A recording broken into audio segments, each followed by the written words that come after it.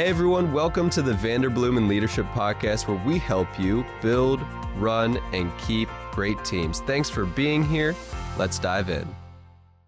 You know, leaving a role, whether it be ministry, business, opera, whatever it is, leaving a role can be especially difficult, whether that's leaving on your own or whether or not you get fired. William, have you ever been fired? I hope I'm not for asking, but Would you fire a guy with glasses? I wore my glasses. yeah, just sympathy. That's right. Oh, yeah, I got fired. I was painting. I had my own painting business. I was probably 14 or 15, and I got real sloppy with one job. And they're like, "Yeah, we don't need you anymore." I'm like, What? "Wait, I can." No. We've decided we're done. You didn't get done in time, and it wasn't the best work. So, and yeah, so Was it? What were you painting? What was it? a wall, one color, pretty simple. Well, now look where we are. Yeah. So but you know, it's interesting. Yeah, I don't know how many people I've interviewed over the years. I mean, we're way into six figures of interviews here as a team. I probably can count on my hands the number of people who said, yes, I got fired and it was my fault. Oh, wow. It just doesn't happen. Don't admit to it, or maybe they don't get fired. I don't know. I mean, kind of hard to look for a job, and I mean, you get these, sort of Christianese way of saying, people don't want to talk about firing because Jesus never fired anybody. Yeah. Well, wrong. I've said this before, but he fired the fig tree and it didn't bear fruit again ever. That's right. So, I think in churches we try to stay away from firing language. It's not quite as bad in schools and nonprofits and values-based businesses, but pastors will say things like, "Jared, my season just came to a close." Oh, that's a good one. Yeah, that's a good one. Like, yeah. So, and on a really jaded day, I've almost said to somebody when they say that, "So was the season ending? Was it a misdemeanor or was it a felony?" Oh my gosh.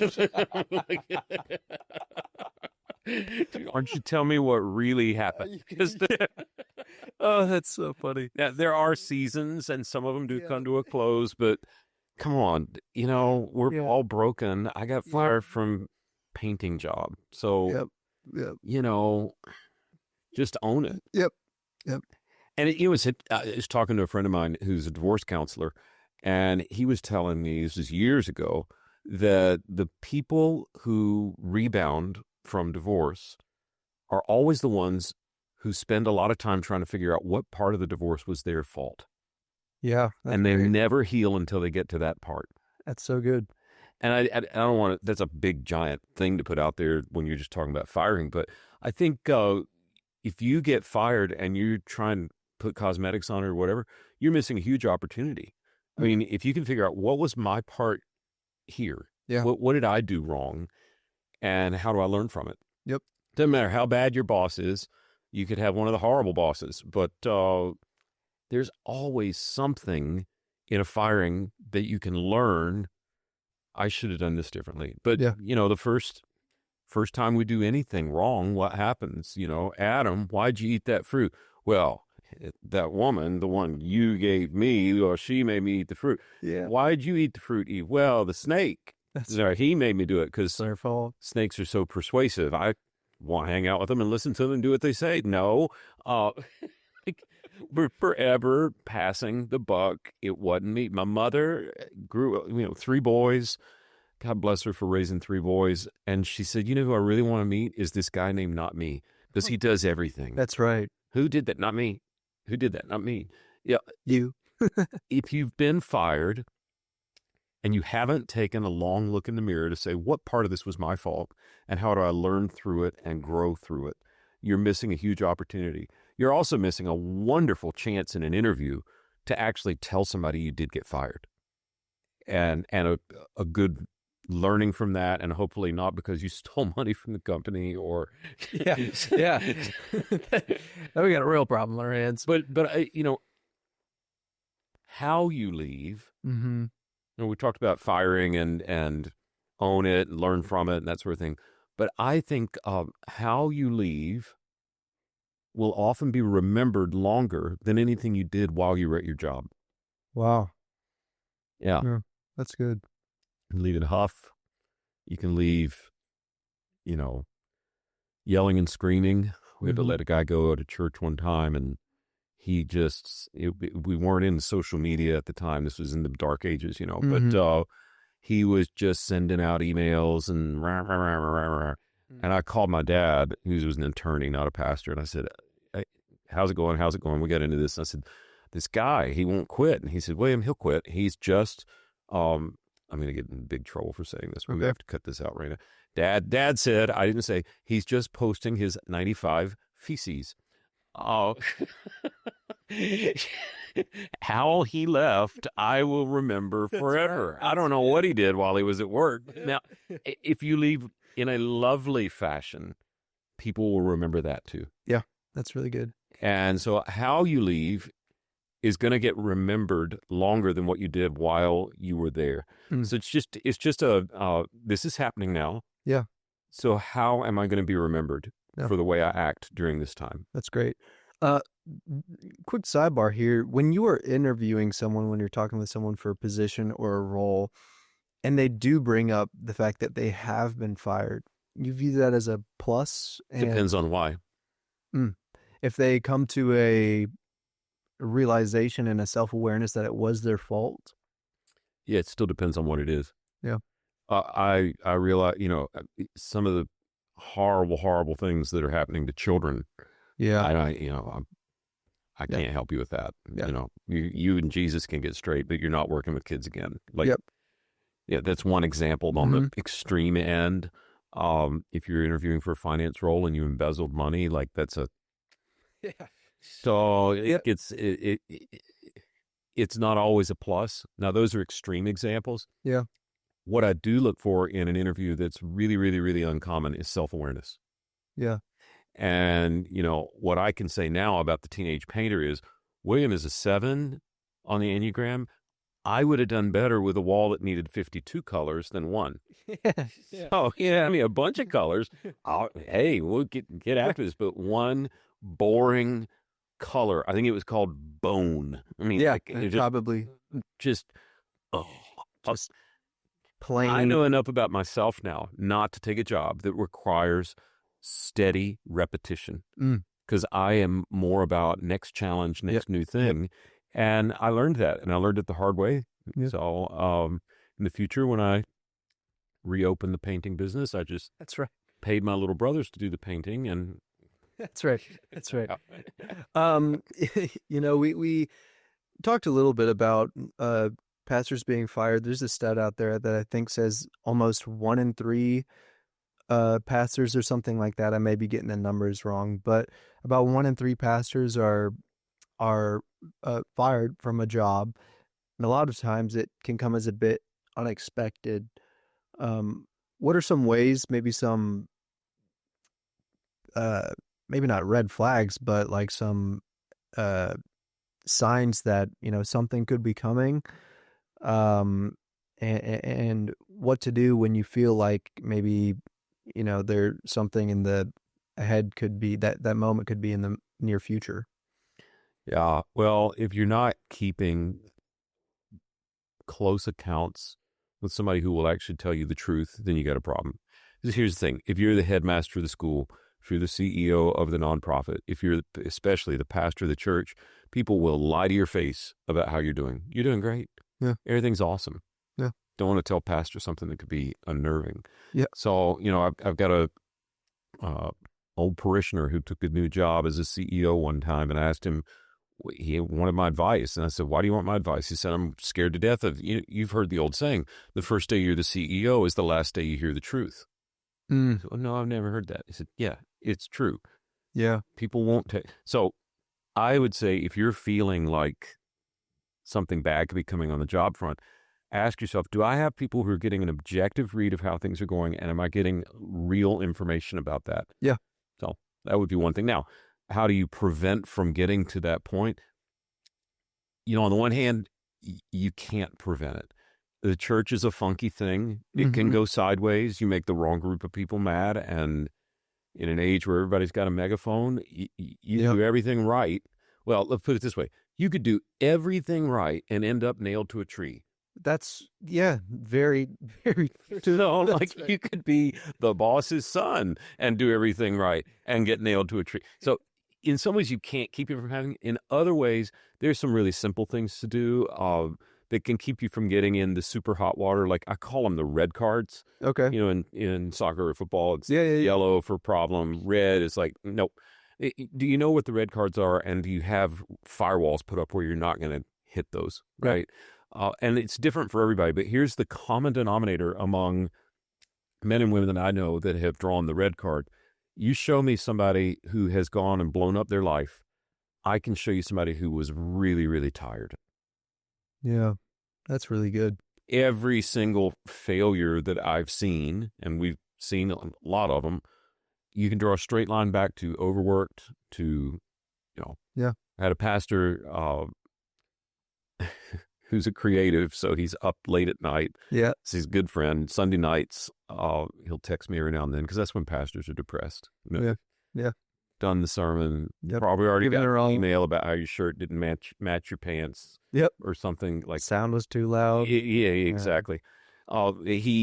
His church was just blowing up, and he said, "Do you know of anybody who's preaching 5 live services or has tried doing 5 services on a Sunday?" And I said, "Sure." And I sent him a list of names, and I won't list the names here to protect privacy, but very well-known people who all lost their church for coloring outside the lines. And he just wrote me back a little 4-letter response and was like, okay. I'm like, a tired pastor is a highly vulnerable pastor. Yeah. A tired headmaster, highly vulnerable. Yep. So if you want to avoid the getting fired, on the one hand, I may not be able to help you. People are weird and it's a broken world. On the other hand, the things you can foolproof, if you'll make sure you're not getting burned out or worn out, you'll be a lot more insulated from creating the critical error that people will look up and say, how in the world did I end up here? I don't know how I didn't make these choices. How did I end up making this stupid song? Yeah, that's great. That's a great analogy as well. Moving on from being fired from a job, sometimes you just feel like it's time to move on, that the season is over. 42% of pastors in the United States said that they've seriously considered quitting full-time ministry. A lot of that has to do with being overworked, with the fact that pastoring is harder than ever.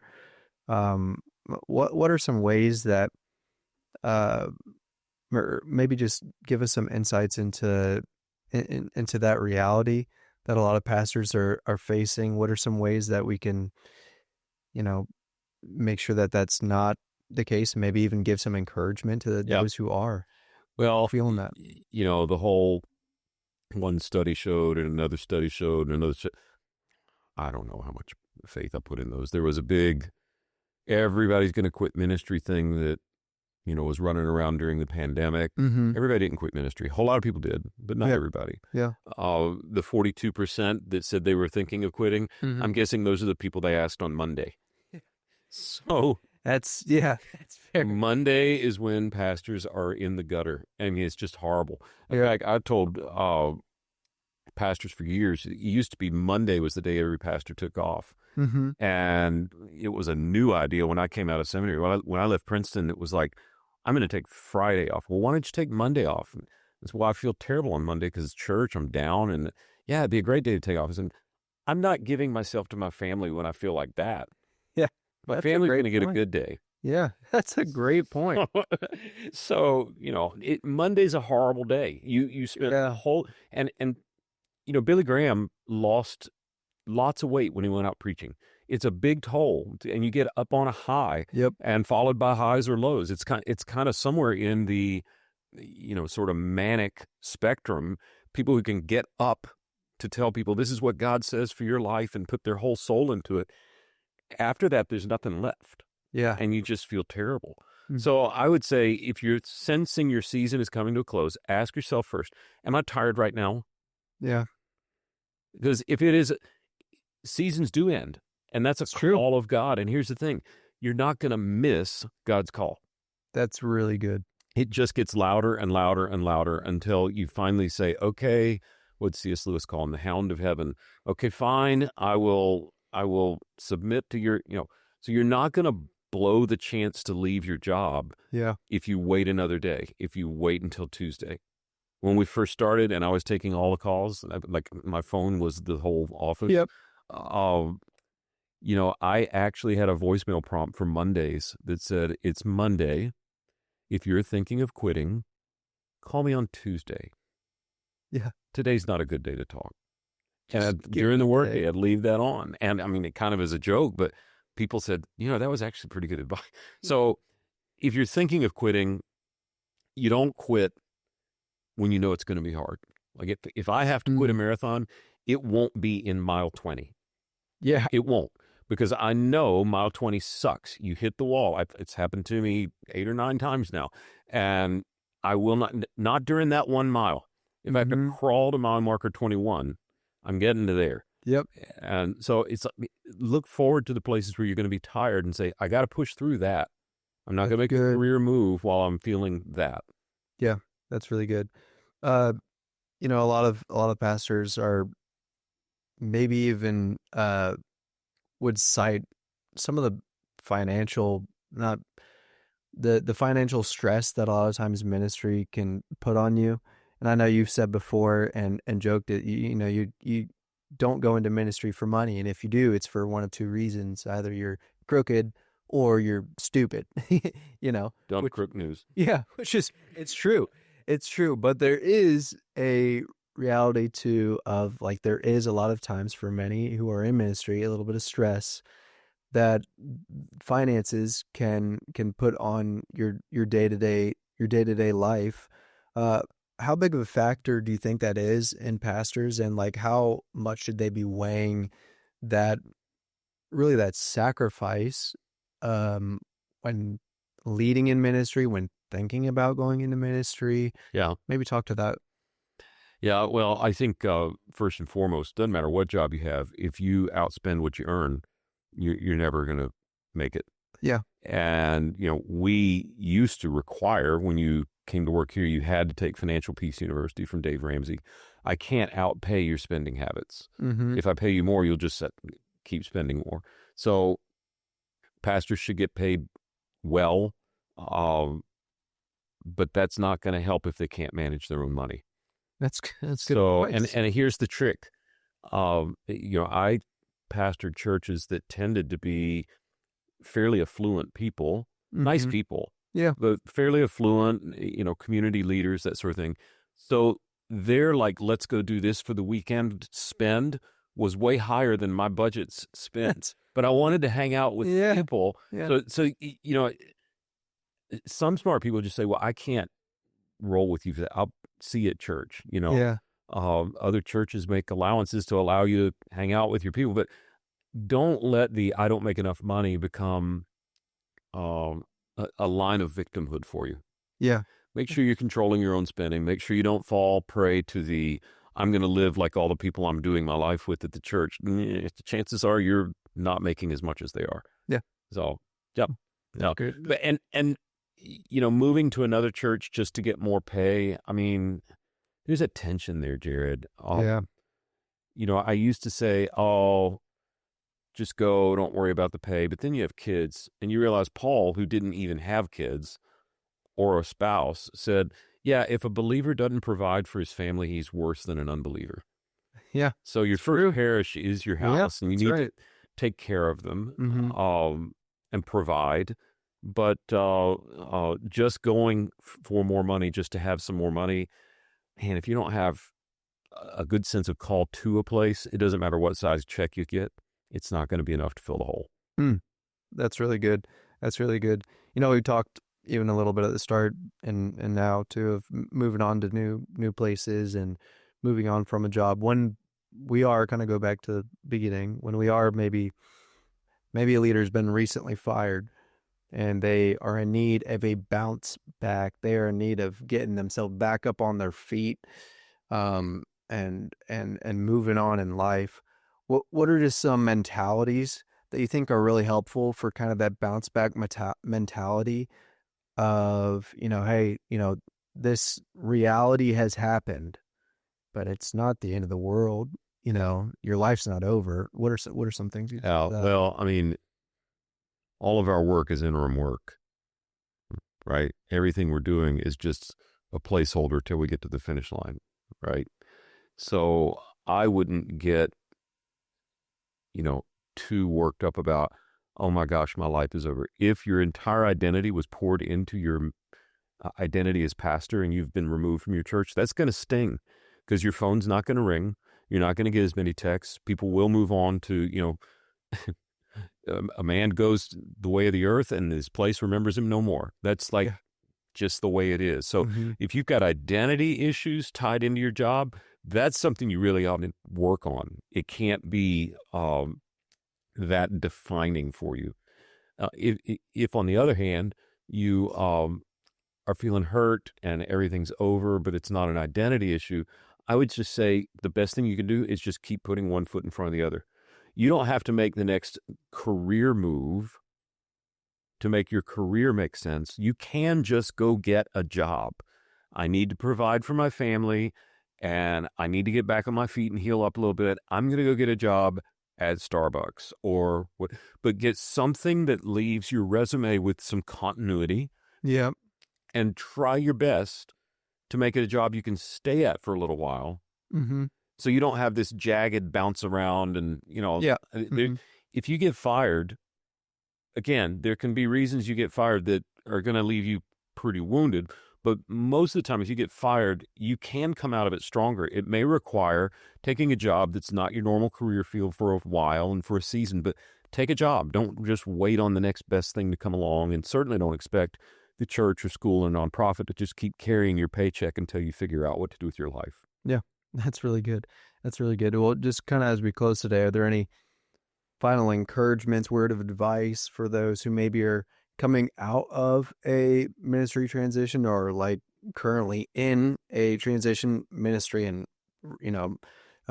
business and nonprofit alike, just the transitions of jobs, any lasting and yeah, they're all hard. Transitions are hard. Yeah. I mean, they just are.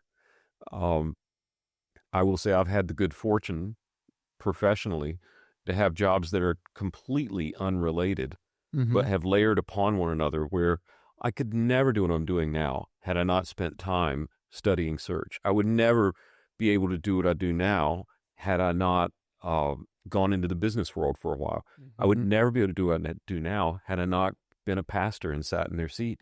I really would not be able to do what I do now had I not gone to seminary and developed some ability to sort of exegete what the theological operating system of a church is, what the culture is. You can't just feel that. So without all those weird stops that appear to be totally unrelated, I could never do what I'm doing now. Yeah. So if you're leaving your career and you're heading into something brand new and you're like, oh my gosh, hey, maybe God's up to something. Our friend Joel just across the way here says all the time, your setback is God's set up for your comeback. That's right. So, it can be that there's something better coming, and you'll look back and be thankful for these days. If you look in the mirror, figure out what part is yours, and try and keep moving forward, things will eventually get better. That's really good. I don't think I can close it better than that, besides, hey, leader, your setback could be the setup for your comeback. Thanks again for joining us on the Vanderbloemen Leadership Podcast. I hope you enjoyed today's episode. If you're looking for more leadership resources, you can find us at vanderbloemen.com and on socials at Vanderbloemen. We'll see you again next week, where we continue discussing how to build, run, and keep great teams.